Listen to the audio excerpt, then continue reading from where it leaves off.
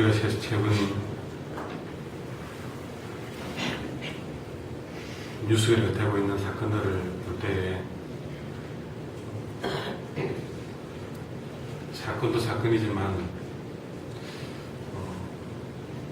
어떻게 가족들끼리 지낼 수 있을까 하는 생각도 함께 하고 있습니다. 우리 어제 말씀에도 무리 중에 한 사람이 나와서 예수님을 향해 선생님, 내 형에게 명해서 유산 좀 나누게 해주십시오. 그렇게 하면서 말씀이 시작되었습니다. 그때 어제 하신 말씀은 이 사람아, 누가 나를 유산을 나눈 사람으로 세우느냐 하는 것과 또 탐심을 버리라, 그렇게 말하면서 한 부자에 대한 예를 들었습니다. 그때 이런 메시지로 들을 수도 있겠죠. 그 형제간에 그렇게 해가지고 좀 챙겨간들 그게 무슨 대단한 것이 되겠느냐. 어리석은 사람아, 네가 그렇게 모아놓아도 오늘 밤에 네 영혼 찾아가면 그게 누구시 되겠느냐 했던 말씀을 어제 보았습니다. 그런 마음을 살지 말고 좀 하나님, 어떻게 하면 재산을 쌓아둘까 생각하지 말고 하나님께 대해서 부여하면 안 되겠느냐 하는 것이었죠. 오늘 말씀에는 더 나아가서 살아가면서 22절에 보니까 너희 목숨을 위해서 뭘 먹을까, 몸을 위해서 무엇을 입을까, 그걸 가지고 염려하지 말라, 그렇게 얘기를 하고 있습니다. 뭘 입고 먹고 하는 걸 나쁘게 하는 얘기가 아닙니다. 사람이 살아가면서 어떻게 먹는 게 있는 걸 소홀히 하셨겠습니까? 그것을 우리는 뭐 터부시하고 살아라, 그 말이 아니고 그것 때문에 염려를 하지 말라는 것이죠. 이거 못 먹게 되면 어떻게 될까? 못 입게 된 건 아닌가? 아낀 건 아닌가? 그것 때문에 고민을 하고, 그것 때문에 악한 생각을 하고, 걱정을 하고, 슬픔에 빠지고, 있고 없고에 따라서 일희일비하고, 그런 인생 살지 말라는 것이 오늘 주시는 말씀입니다. 그러면서 24절에 보면 목숨이 음식보다 중하고 몸이 의복보다 중하니라.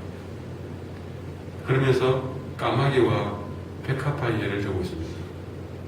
먼저 까마귀의 예는, 이 까마귀는 무슨 농지를 만들어 놓고 씨를 심고 거두고 쌍을 참고 놓고 그러지도 않는데 하나님이 그 까마귀를 길러준다는 것이죠. 하마 너희는 새보다 더 귀하지 않느냐. 그 말은 까마귀도 그렇게 길러주는데 너희 하나님이 책임지지 못하겠느냐.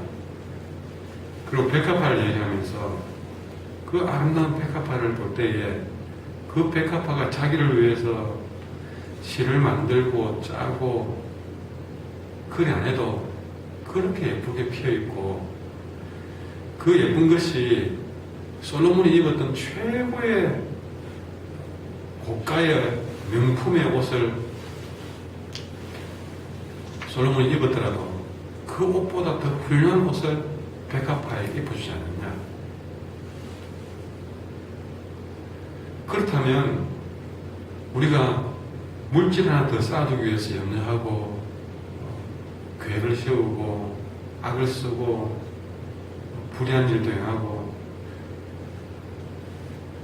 그래 살지 않냐고, 늘 하나님이 그렇게 까마귀도 기르시고 백합화도 입히시는 그런 하나님께서 다 그 삶을 채울 줄 믿고 늘 하나님께 대해서 늘 내 믿음을 바닥에 세우고 하나님 앞에 주신 말씀대로 살아가면서 주신 만큼 감사하면서 늘 하나님께 대해서 감사하고 하나님께 대해서 부유하면 거기에 우리 인생에 참된 행복이 있는데 내가 뭔가를 구하고 뭘 입을까 뭘 먹을까 그래야만 살 것처럼 그래 살아가니 하나님 보시기에 너무나 답답한 것입니다.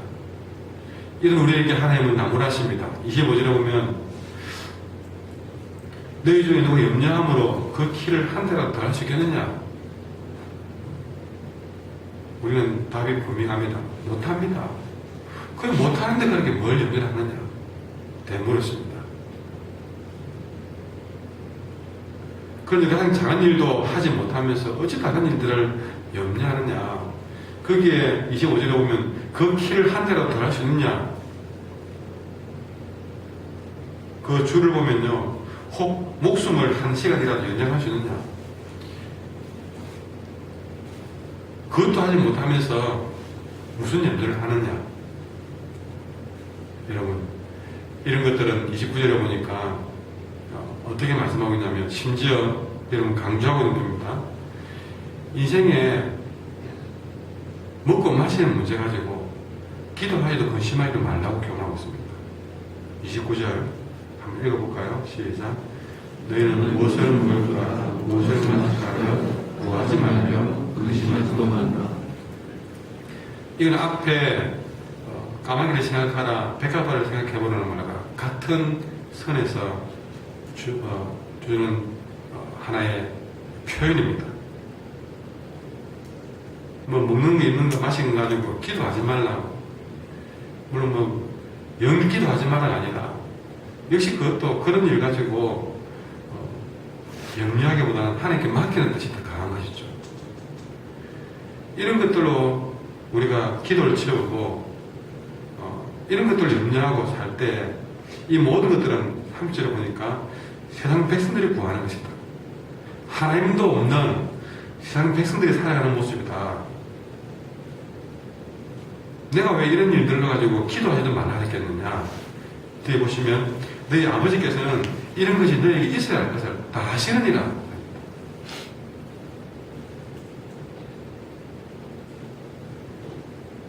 우리가 하나님께 대해 부유한 자는 이런 거 염려하고 안 해도 하나님이 다 하시고 필요한 게 따라서 다 하시고 공급하시고 채우시는 분인 것입니다.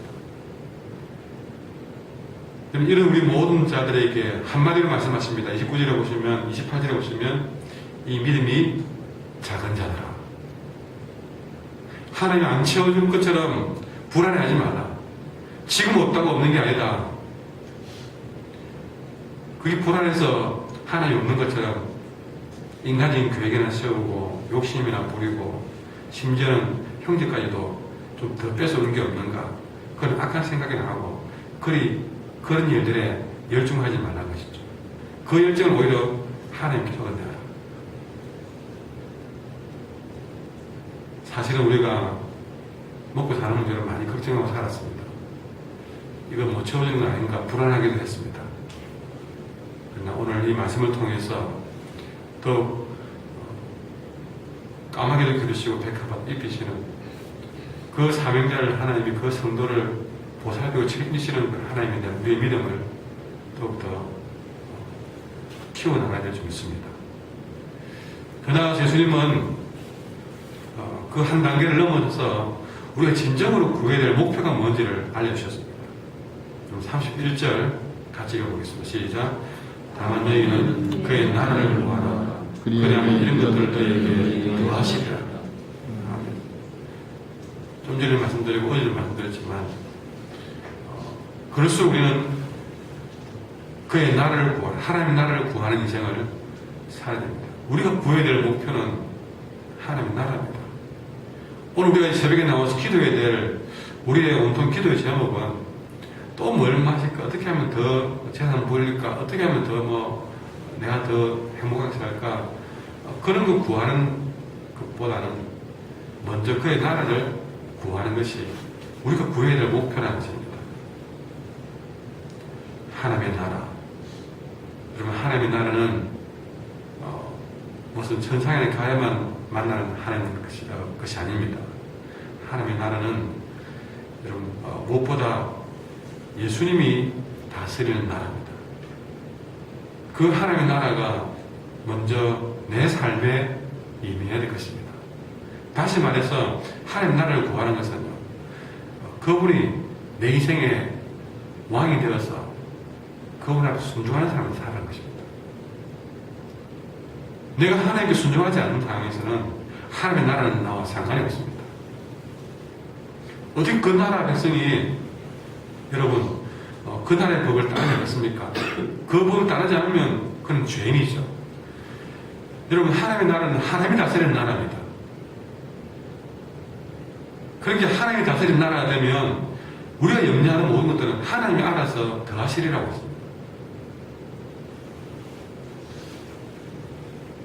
사실 우리가 구했던 의식주는 우리가 하나님 나라를 위해서 살아갈 때에 자연스럽게 제공되는 보급품에 지나지 않습니다.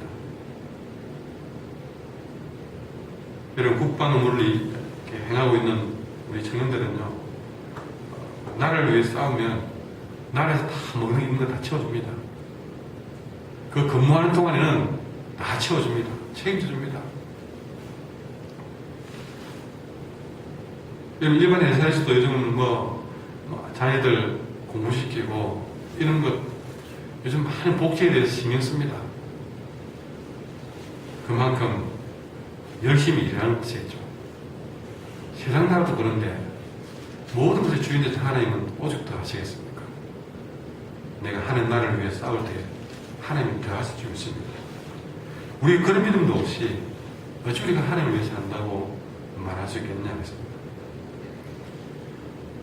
근데 여러분, 더 나아가서 그렇게 하나님 나라로 살려고 하면 32절에 이런 말을 쓰고 있습니다. 적은 무리여 무서워 말라. 우리가 하나님 나라를 구하며 산다는 것은 사실은 쉬운 문제가 아닙니다. 참 모든 면에서 하나님 나라를 구하며 살기는 우리 너무나 작은 사람입니다. 가진 것이 너무나 적습니다. 여러분, 그럼에도 불구하고 주님 뭐라 했습니까? 적은 무리여 하나님 나라를 위해 살기로 다짐했으나 정말 그 일을 행하기에 아직도 미심쩍어하고 무수한 사람들이여 라고 말하고 있습니다. 무수하지 말라고 합니다. 너희 아버지께서 그 나라를 너희에게 주시기를 기뻐하시느니라. 하나님은 하나님의 나라를 주시기를 기뻐하시는 분이라는 것이죠. 내 사람이 어떻게 그 하나님의 나라를 이루는 삶을 살겠습니까? 믿음으로 행하기가 용기가 안 납니까? 걱정하지 마세요. 내가 구할 거다. 하나님은 하나님 나라 이루기를 내 안에서 이루어내기를 기뻐하고 계획하고 준비하고 계신 분이라는 것이죠. 내가 믿음으로 살려고 마음먹고 하나님 나라를 구하며 가면 이미 하나님께서는 이루지 못할 것 같은 그 하나님 나라를 내게는 반드시 이루어질 준비가 다 되어 있다는 사실입니다. 그러니 여러분 33절 보시면 너희 소유를 팔아 구지하여 나가지지 아니하는 변화를 만들라고 합니다.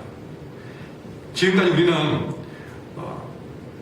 13절에 나오는 사람처럼 형의 것이라도 좀 더 뺏어보자 주님께 도움을 청하고 그런 인생을 살았지만, 그런 일로 염려하고 고민하고 살았지만, 이제는 반대로 하나님 나라를 구하면서 이제는 내 소유를 반대로 팔아서 구지하여 나가지지 않는 변화를 만드는 것. 여러분, 우리가 어디서 그 사람의 신앙을 알 수 있느냐? 그 사람이 가진 돈을 어떻게 쓰느냐 보면 그 사람 신앙이 다 나옵니다. 그 사람의 물질을 사용하는 모습 다 보면 그 사람의 관심이 어디 있는지, 그 사람의 신앙이 어디 있는지 바로 나옵니다. 하나님 나라를 구하는 사람들은 자연스럽게 하나님 나라를 이루는 일에 그 물질을 사용합니다. 그리고 그 소유를 팔아서 이웃을 섬기는 일에 사용합니다. 여러분은 여러분의 돈 쓰임새를 한번 가계부처럼 써봐야 됩니다.